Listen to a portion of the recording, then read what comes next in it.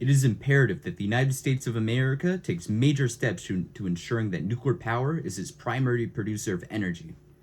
Currently, according to the U.S. Department of Energy, nuclear power makes up a fifth or 20% of U.S. power and has since the 1990s. Nuclear energy is about 2 times more reliable than natural gas and coal and 3 times more reliable than other nuclear powers such as wind and solar. Nuclear energy is able to run at capacity at maximum capacity 92% of the year, while geothermal lacks second at 74%, gas at 56%, hydropower at 41%, with coal coming in at 40%. Other common renewables such as wind and solar are subject to environmental factors. Wind at 35% of the year, and solar is only able to run a quarter of the year at 25%. Why? Nuclear energy requires far less maintenance than typical coal, natural gas, and only needs to be refueled about 1.5 years to every 2 years.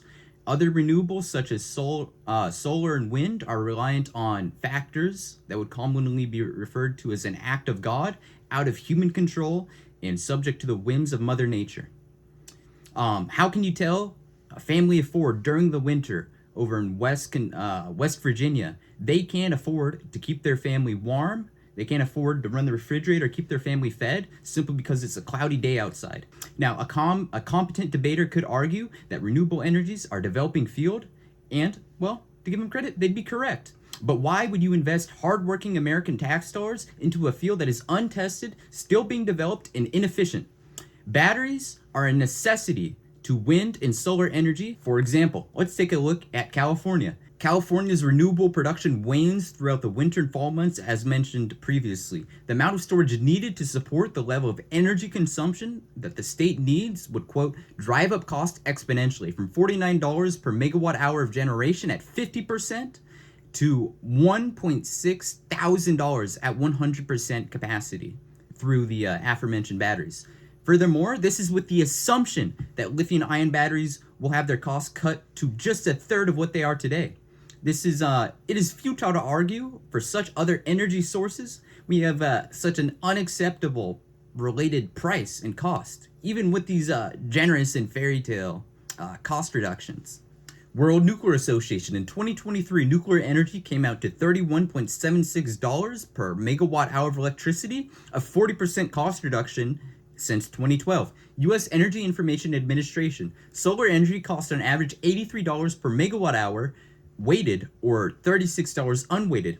However, the unweighted price is insufficient to describe the actual situation, as a third of solar power in the U.S. is produced in Los Angeles. Wind is $32 per megawatt hour for onshore, which has vast negative environmental effects, or $84 offshore, almost over 2 times as much. The price varies this wildly due to geography factors, while nuclear remains consistent, not affected by the local terrain as much. The average solar panel will last 25 to 30 years, a wind turbine lasts 20 to 30 years, while nuclear plants, on the other hand, last 60 to 80 years, almost or more than 2.5 times greater lifespan.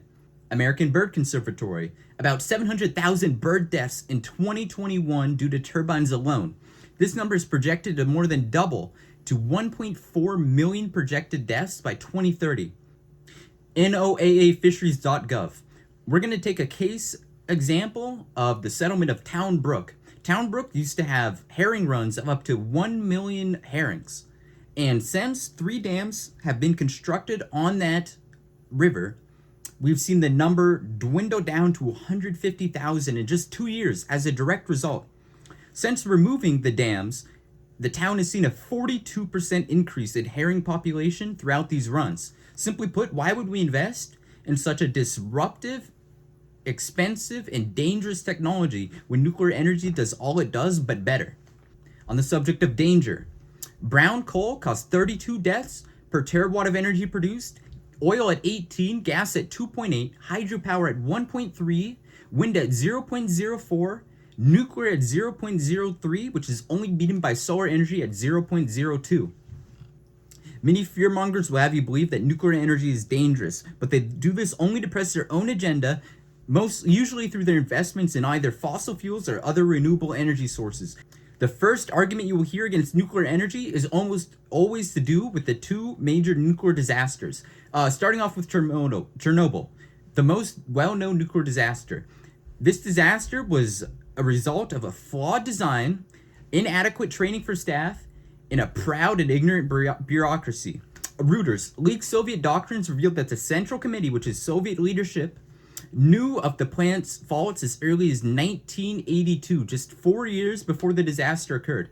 Soviet intelligence agency called it the most dangerous nuclear plant in the USSR due to a lack of safety equipment. Soviet leadership, in an effort, however, to cut costs and save face to the Soviet people, elected to ignore the abhorrent issue until they could not any longer, and it bubbled over, resulting in the accident.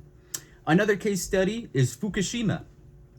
A 9.0 earthquake both damaged the plant, and the resulting tsunami of the earthquake caused the cooling plants to fail, and the system had a reactor meltdown. However, due to proper safety protocol and evacuation procedure, not one death has been equated as a result of the accident. A man could turn on the news every day and hear how fossil fuels are ruining lives, ruining the environment due to pollution. They can see the seemingly unending cost of solar as more and more plants are needed to be produced and replaced, the environmental impact of both wind and hydroelectric power, but you will not see any news about how nuclear energy is ruining someone's life. The last major nuclear incident happened in 2011, 14 years ago. The reason you do not hear about nuclear accidents is because they do not happen. Some of nuclear energy's alleged weaknesses is actually its strength. After nuclear energy is spent, 96% of the nuclear waste is able to be reused and recycled again. In France, the leading country in per capita nuclear energy production, about 10% of all energy used in France is made from recycled nuclear material. Currently, up to 25 to 30% of nuclear byproduct is able to be recycled in a cost-appropriate way, but up to 96% of all waste is able to be recycled. Byproduct that is currently deemed too expensive to be reused can be safely stored within secure containers for up to 100,000 years. And the cost of recycling nuclear product has gone down by 40% in the last decade alone. Lastly, I would like to restate the United States must do what it always does and take precedence in leading the charge in investing in nuclear energy. It's the only way we can hope to protect our beautiful planet while not sinking the quality of living for American citizens.